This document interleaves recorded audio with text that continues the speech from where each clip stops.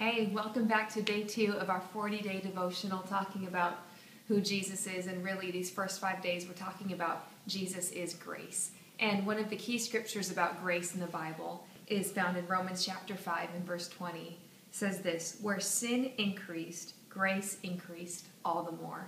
And babe, that's a crazy scripture. Some people have thought you could do damaging things with that scripture. What do you think about that? Yeah, I think it's one of those dangerous scriptures, but I think it's probably more awesome than it is dangerous. I think it could be said that no matter how deep your hole gets, God's shovel is always bigger, and it's pretty amazing.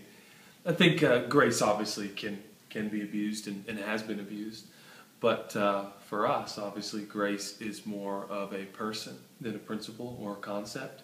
And it's about encountering Jesus. It's not like even today encouraging people to really take time to not just wrap their heads around what is an illogical concept, but to really embrace Jesus with all your heart. And this scripture to me is so significant and so powerful because it tells us that no matter how far we fall, that we're never outside of God's reach. And I think it's so many people feel like, yeah, God's grace is good for this person or that person, but I don't know if his grace is really enough for me.